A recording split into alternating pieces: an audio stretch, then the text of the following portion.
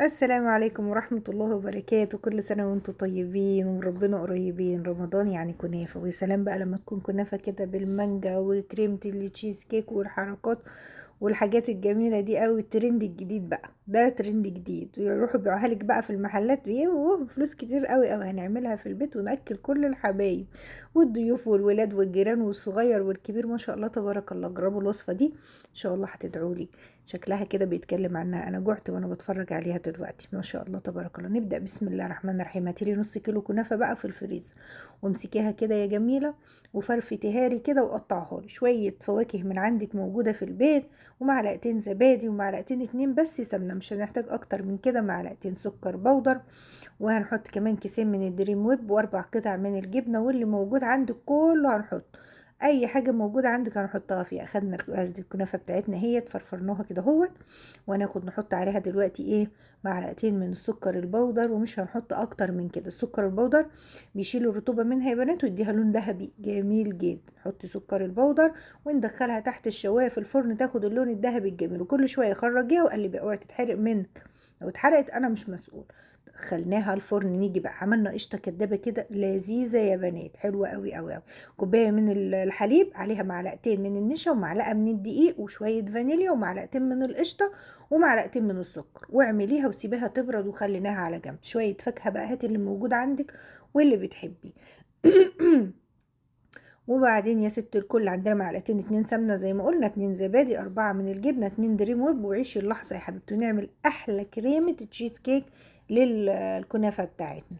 تمام تمام لحد كده جميل جدا. نص كوبايه من الشيره التقيله هنخليها على جنب دلوقتي. مضربك بقى يا حبيبتي وتعالي. يلا نبدا بسم الله وعلى بركه الله. ادي الكنافه خرجناها من الفرن، قلبناها وظبطناها، وهندخلها تاني الفرن تكمل الايه؟ التحميره بتاعتها. احنا عايزينها تاخد لون ذهبي كده يجنن. ممكن تعمليها على البوتاجاز وتفضلي تقلبي فيها لحد ما تاخد اللون الذهبي معاكي، بس اختصارا الوقت دخليها الفرن، واوعي تنسيها زي ما قلنا. تمام تمام التمام. قلبناها كويس قوي، هندخلها تاني بقى الفرن بتاعها ونكمل الخطوات بتاعتنا. ايه يا ست رورو انت غبتي كده ليه؟ كل ده تقليب. يلا ادينا مستنيين لما الست رورو تخلص. خلصي بقى، خلصي الفيديو طول. يلا ما علينا، بس انا كنت مصوره سنابت وبياخد وقت يا بنات. حلوه دي ماشيه مع بعض، يا سنابت والفيديو بياخد وقت يا بنات. هاتي دريم ويبك، حطي بقى يلا كيسين من الدريم ويب، ومعاهم الاربع قطع من الجبنه. مفيش جبنه مش مشكله ما تحطيش، حطي معلقتين حليب بودر هيدي طعم كريمي برضو.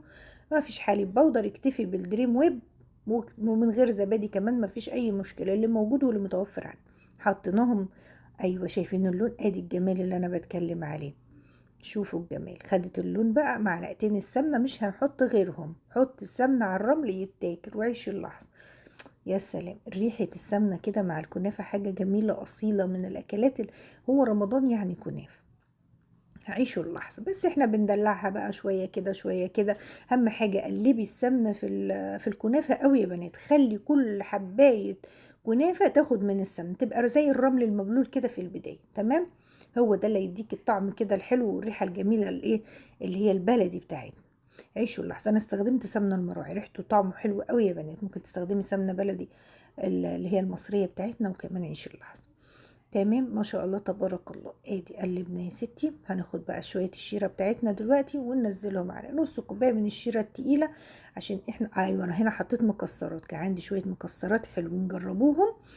تحطي الجوز الهند مع الزبيب مع الفول السوداني وشوية فستق ويا سلام. وفي التلاجة عندك هتلاقيهم كنز. على الرز بالحليب تحطيهم، على المهلبية حطيهم، على الكنافة تحطيهم، على البسبوسة، في كل حاجة دايسين فيهم.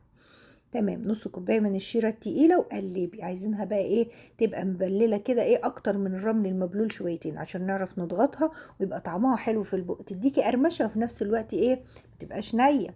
تمام ما شاء الله تبارك الله. المكسرات مع السمنه مع كله طعم يجن.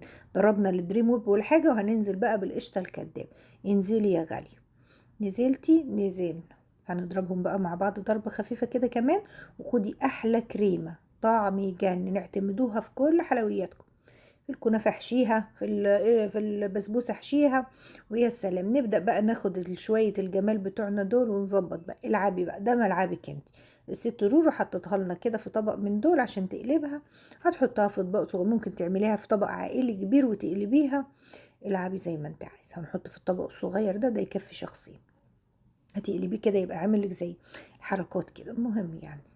تمام. نلبسي جلافز بقى عشان تعرفي تعيشي اللحظه وتظبطي امورك. اهو ناخد الجمال ونحطه على الطبق، وما شاء الله. طب اضغطي بقى عليها كده عشان لما تيجي تقلبي. انا حطيت نايلون عشان يبقى سهل علينا ان احنا نقلبها. ريحه السمنه مع المكسرات يا بنات يعني حاجه جميله قوي ما شاء الله تبارك الله. حطيت شويه فانيليا. على فكره انا بحط مع المكسرات دي وانا بشيلها في التلاجة كيسين من الفانيليا، باخدها بتبقى جاهزه كده وريحتها حلوه قوي. ادينا بنديكوا وصفات تانية وحاجات جميله. يلا عيشوا اللحظه. انتوا عارفين اختكم رورو يعني. ما تنسينيش من دعواتكم يا بنات، وادعوا لاخواتكم في غزه ربنا ينصرهم ويأجرهم يا رب.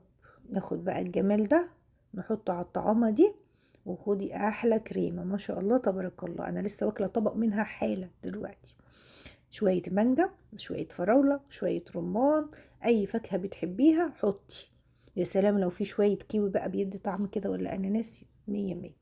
انزلي تاني بقى بالكنافة وهنغطيها ونقفل عليها. اقفلي على الجمال دوت، ما تقوليش لحد عليه. تمام. يا سلام. وتيجي تقلبيها كده حاجة هي فاخر من الاخر. ما عليكم من الجلافز، احيانا اجيبه كبير واحيانا صغير، ما عليكم منه. ده طلع كده وصوابعه غريبة طويلة كده. المهم يلا يا ست رورو خلصينا. شيلي ده على جنب بقى. هنقدمها بطريقة تانية. الكوبايات الصغننة الجميلة الكيوت دي لو عندك عزومة منقذة هتحطي طبقة من الكنافة وطبقة من الكريمة وشوية فاكهة وهكذا. ولو عندك بقى أطفال ولا حاجة فرحيهم وعيشيهم اللحظة. ادي بقى حبايبك كلهم شوية فاكهة. هنا وهنا بقى جينا للحظة الحاسمة. سقعناها وبردناها ويا سلام. وافتحي بقى البركان.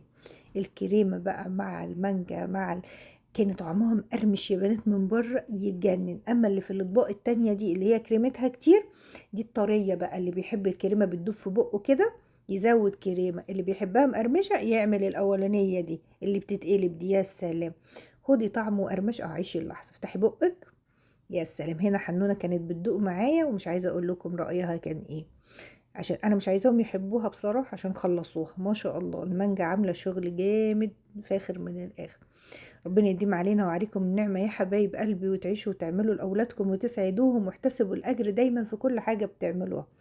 اطعام الطعام وادخال السرور على قلوب أولادنا وأزواجنا. ربنا يبارك لنا فيهم يا رب اللهم أمين. ويجعلنا أنا وانتم من عتقائه في الشهر الفضيل يا رب اللهم أمين. على كل سنة وانتم طيبين يا حبايب قلبي.